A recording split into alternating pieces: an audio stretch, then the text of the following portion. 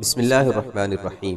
چوتھے پارے کے شروع میں اللہ تعالیٰ ارشاد فرماتے ہیں، تم اس وقت تک بھلائی کو نہیں پہنچ سکتے جب تک اس چیز کو خرچ نہیں کرتے جو تمہیں محبوب ہے، اور جو کچھ تم خرچ کرتے ہو اللہ اس کو خوب جانتا ہے۔ اس آیت کے نزول کے بعد صحابہ کرام رضوان اللہ علیہم اجمعین نے اپنی محبوب ترین مال کو بھی اللہ تبارک تعالیٰ کے راستے میں خرچ کرنا شروع کر دیا۔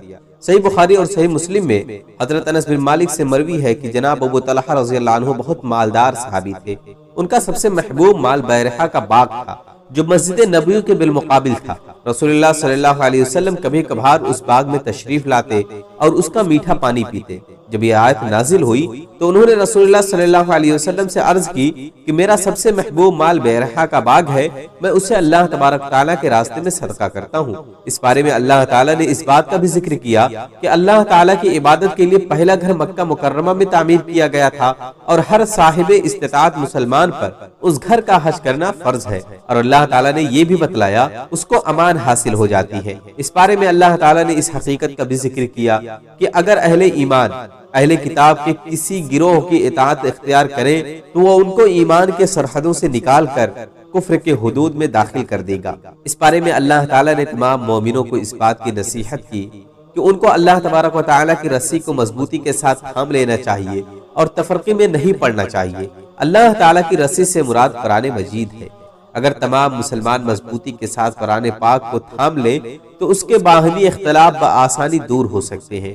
اس بارے میں اللہ تعالیٰ نے اس بات کا بھی ذکر کیا کہ قیامت کے دن اہل ایمان کے چہرے سفید اور ایمان کو ٹھکرانے والوں کے چہرے سیاہ ہوں گے۔ سفید چہرے والے اللہ تعالیٰ کی رحمتوں کے مستحق ٹھہریں گے، جبکہ سیاہ چہرے والے اپنے کفر کی وجہ سے شدید عذاب سے دوچار ہوں گے۔ اللہ تعالیٰ نے اس بارے میں اس بات کا بھی ذکر کیا کہ مسلمان بہترین امت ہے جس کے ذمہ داری نیکی کا حکم دینا اور برائی سے روکنا ہے۔ اگر ہم صحیح معنوں میں بہترین امت بننا چاہتے ہیں تو ہمیں امر بالمعروف اور نہی عن المنکر کے راستے پر چلنا چاہیے۔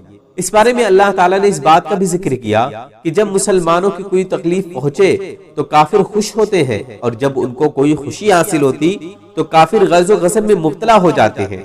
اگر مسلمان صبر اور تقوی کا راستہ اختیار کریں تو کافروں کی کوئی خوشی اور ناراضگی مسلمانوں کو کوئی نقصان نہیں پہنچا سکتی۔ اس سورہ مبارکہ میں اللہ تبارک و تعالیٰ نے غزوہ بدر کا ذکر کیا ہے کہ اللہ تعالیٰ نے نبی کریم صلی اللہ علیہ وسلم سے وعدہ کیا تھا کہ مسلمانوں کو نصرت کے لیے 3000 فرشتوں کو اتارے گا، اور اسی طرح اللہ تبارک و تعالیٰ نے یہ بھی ارشاد فرمایا کہ اگر کافر مسلمانوں تک رسائی حاصل کر لیں گے اور مسلمان صبر و استقامت سے ان کا مقابلہ کریں تو اللہ سبحانہ وتعالی 5000 فرشتوں کو مسلمانوں کی مدد کے لیے اتارے گا۔ سورہ انفال میں اللہ تعالیٰ نے ارشاد فرمایا کہ مسلمانوں کی مدد 1000 فرشتوں سے کی جائے گی، جس کے بعد مزید فرشتے آئیں گے۔ اللہ تبارک و تعالیٰ نے ساتھ ہی یہ بھی فرمایا کہ فرشتوں کی مدد تو ایک خوشخبری اور بشارت ہے، وگرنہ اصل میں تو مدد فرمانے والی اللہ تبارک و تعالیٰ کی ذات بالا صفات ہے۔ اس بارے میں اللہ تعالیٰ نے فرمایا، اے ایمان والو، سود در سود کھانے سے اجتناب کرو۔ اس بارے میں اللہ تعالیٰ نے مسلمانوں کو جنت کی طرف تیزی سے بڑھنے کی تلقین کی ہے اور کہا ہے کہ جنت کا عرض زمین اور آسمان کے برابر ہے۔ اس صورت میں اللہ تعالیٰ نے جنتی مومنوں کی یہ صفت بیان کی ہے کہ جب ان سے صغیرہ یا کبیرہ گناہوں کا ارتکاب ہو جاتا ہے تو انہیں اللہ تبارک و تعالیٰ کا خوف دامن گیر ہو جاتا ہے، اور وہ اللہ تعالیٰ سے اپنے گناہوں کی معافی مانگتے ہیں، اور اللہ تبارک و تعالیٰ کے سوا کون گناہوں کو معاف کر سکتا ہے۔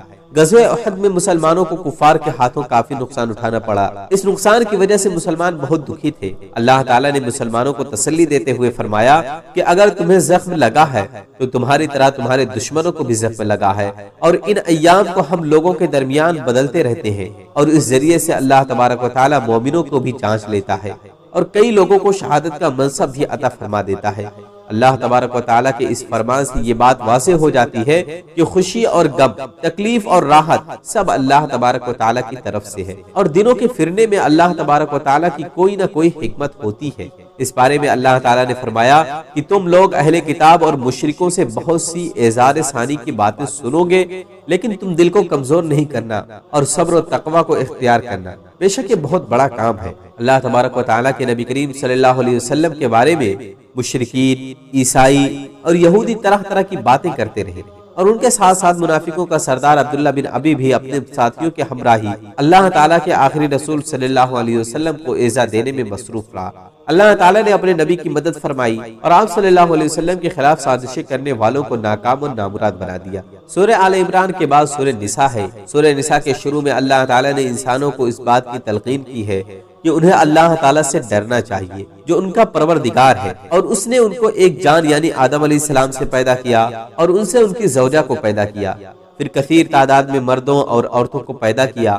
اس آیت میں اس بات کی طرف توجہ دلائی گئی ہے کہ ذات پات اور برادری وجہ عزت نہیں، اس لیے کہ تمام انسانوں کی اصل ایک ہی ہے۔ اس سورہ میں اللہ تعالیٰ نے صرفی بدامنی کو روکنے والی ایک تدبیر بھی بتلائی ہے۔ تم اپنی من پسند 2، 3 اور 4 عورتوں سے نکاح کر سکتے ہو، تاہم اگر تم محسوس کرو کہ تم انصاف نہیں کر سکتے تو ایسی صورت میں ایک ہی کافی ہے۔ اس سورہ مبارکہ میں اللہ تعالیٰ نے وراثت کے مسائل کو بھی بڑی وضاحت سے بیان کیا ہے۔ اللہ تعالیٰ نے والد کی جائیداد میں بیٹوں کا بیٹیوں کے مقابل میں دگنا حصہ رکھا ہے۔ اگر کسی انسان کی صرف بیٹیاں ہوں تو اس صورت میں وہ انسان کی 2/3 جائیداد کی مالک ہوں گی، اور اگر صرف ایک بیٹی ہو تو وہ نصف جائیداد کی مالک ہوگی۔ شوہر اپنی بیوی کی جائیداد میں 1/4 حصہ کا مالک ہے، جبکہ بیوی اپنے شوہر کی جائیداد میں 8ویں حصہ کی مالک ہوگی۔ والد اور والدہ کا اپنے بیٹے کی جائیداد میں 6واں حصہ ہوگا۔ اسی طرح بے اولاد شخص کی جائیداد اس کی بہن بھائیوں میں تقسیم ہوگی۔